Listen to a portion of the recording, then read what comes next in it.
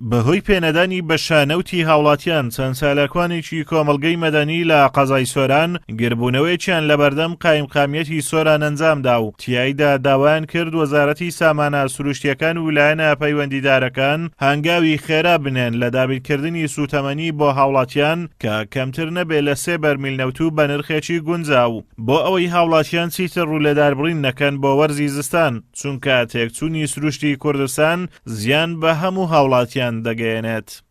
پێویستە وەزارەتی سامانە سروشتیەکان و لایەنە پەیوەنددارەکان هەنگاوەکان خێراتر بکەن لە دابینکردنی سوتەمەنی کە کەمتر نەبێت لە 3 بەرمیل بۆ بە نرخێکی گونجاو. حکوومەت نفت توزیع کەستەمەنی توزیع کە بەسەر هاوڵاتیاندا بۆی ئیدی دووربین لە دیاردەی داربڕینی تار بە تایبەتی داری تەر چونکە بەڕاستی ژینکەمان وێران بوو. داوا دەکەین حکوومەت بە زووترین کات بە شەنەوتی هاوڵاتیان دابش بکات چونکە ئیتر هاوڵاتیان ناتوانن لەبەر زیاتر تەحملی ئەوە بکەن ئیتر پەنا دەبن بەر داربڕین.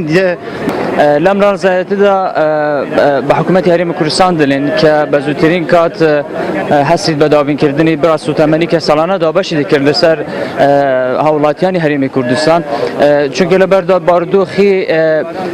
بارودۆخ و گوزارانی خەڵکەکە ئێستا ناتوانێت بخۆی بکرێتن و ئێستا خەڵکەکە هەستا بە بڕینی داروباری هەرێمی کوردستانەوە ئەوەش بووە هۆی ئەوەی کە سروشتی هەرێمی کوردستان بشێنێت چون ئەو ناوچانە ناخچەی شاخاوەین و کەشاوەکە ئێستاکە بەرەو ساردبوون چوە و بە ئێستاکەژی سەرمایەیانی نزیکەی ساڵێکە هیچ بڕانەوتێک بە هاوڵاتیان نەدراوە ئەمە شوای کردووە بەهۆی ساردی ناوچەکە لە وەرزی زستان و پێنەدانی نەوت لەلایەن حکوومەتەوە بە هاوڵاتیان ڕوو لە بڕینی دارەکان بکەن و خۆیان بۆ وەرزی زستان ئامادە بکەن.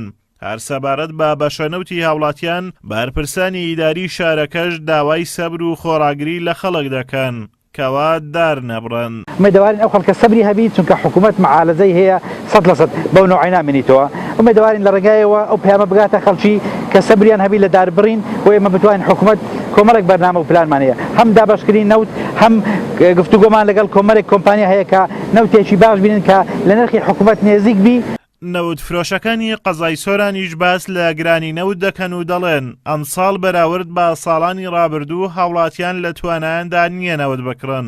حکوومەتیش نەوتی بە هاوڵاتیان نەداوە و نرخی نەوتیش لە بازاڕەکان بەرز بۆتەوە. بۆیە هاوڵاتیان ناچارن ڕوو لە داربڕین بکەن.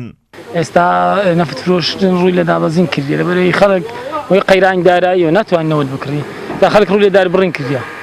ئەگەر حکوومەتی هەرێم چارەسەر چه وەزعینەکە ژینگەی کوردستان تێکەچی توانای دارایی خەڵک کەم بوویتەوە لەبەرەوەی موچە نییە چارێکگە موچە بە 2 مانگ و 3 مانگ جارەکە خەڵک نەوتی پێ ناکرێت بەرمیل نەوت بە 135,000 دینارە خەڵکێ دێ ڕۆژانە یەک دەبێ بە دەبەی بە 10,000 دینارە کە دەبە بە شەو ڕۆژە چێلۆسەوەی.